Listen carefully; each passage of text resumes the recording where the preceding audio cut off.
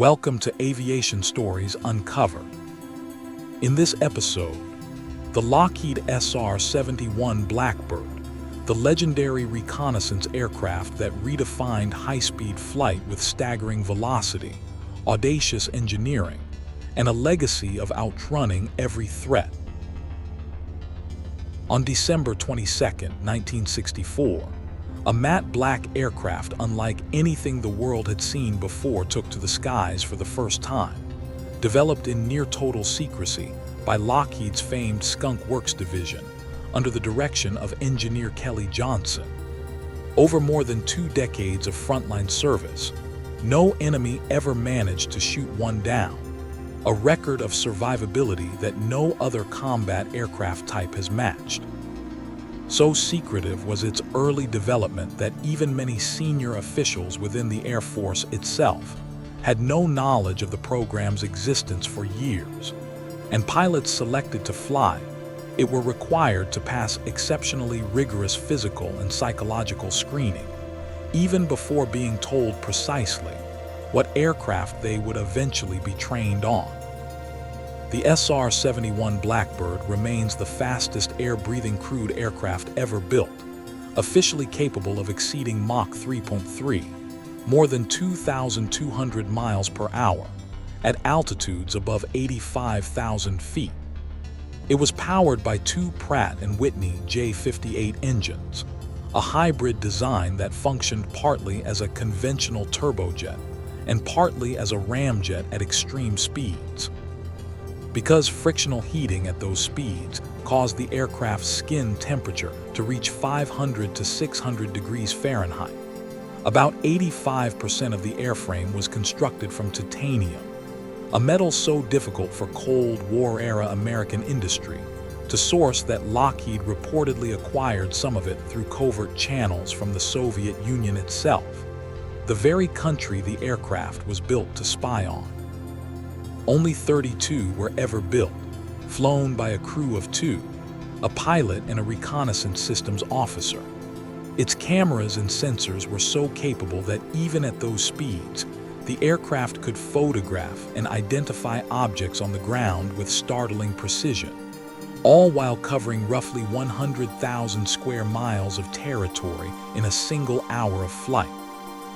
Each aircraft cost some $34 million to build at the time, and because of its extreme performance requirements, nearly every component, from its specialized high-temperature hydraulic fluid to its unique JP7 fuel, blended specifically to resist auto-igniting from the airframe's own heat, had to be custom developed from scratch rather than adapted from technology already on the shelf. Across its operational history, the SR-71 flew reconnaissance missions over some of the most heavily defended airspace on Earth, and it's estimated that adversaries fired more than 4,000 surface-to-air missiles at Blackbirds during those years. Every one of them missed. Its standard response when enemy radar locked on or a missile left the rail wasn't to maneuver at all. It was simply to accelerate, using its enormous speed margin to outrun anything of that era before it could reach an intercept solution. One of the SR-71's most famous quirks involved its fuel system.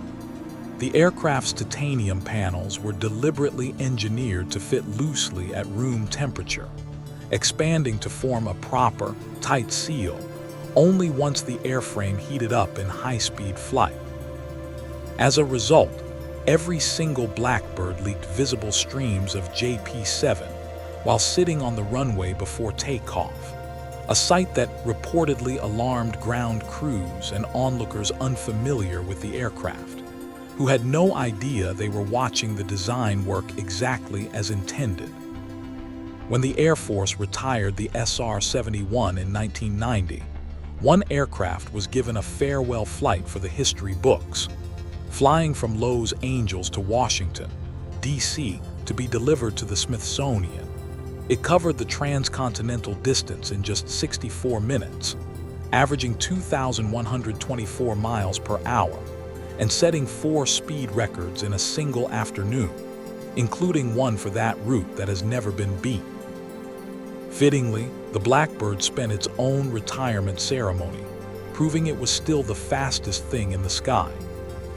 That ceremony wasn't quite the end of the story, though.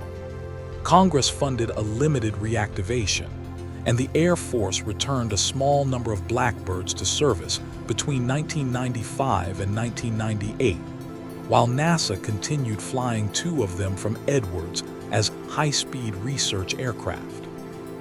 The genuinely final flight of any SR-71 came on October 9, 1999, at the hands of a NASA crew, almost a decade after the type had supposedly been retired for good.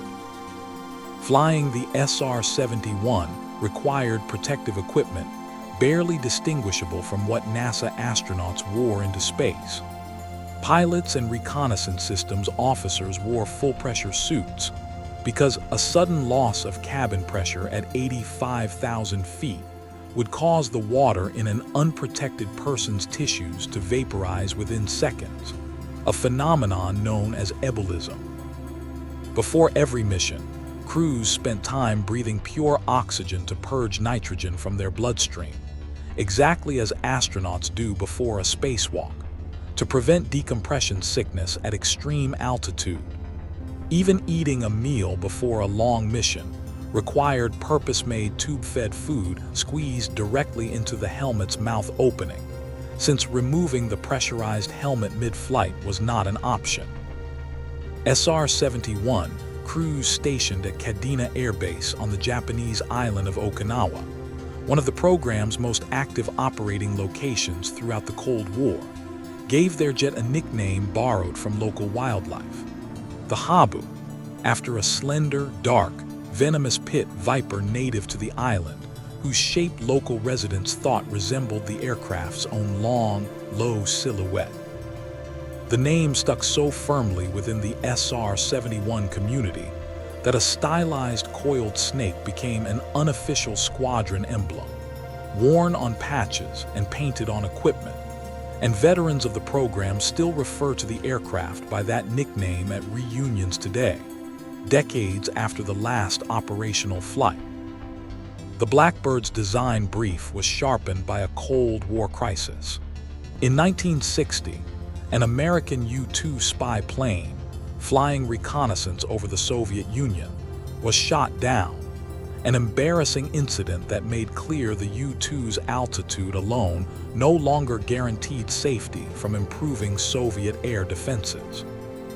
Johnson's team at Skunk Works was tasked with building a successor that would be safe not through altitude or stealth in the modern sense, but through sheer, overwhelming speed, fast enough that no missile system of the era could detect it, calculate an intercept, and fire before it had already passed out of reach.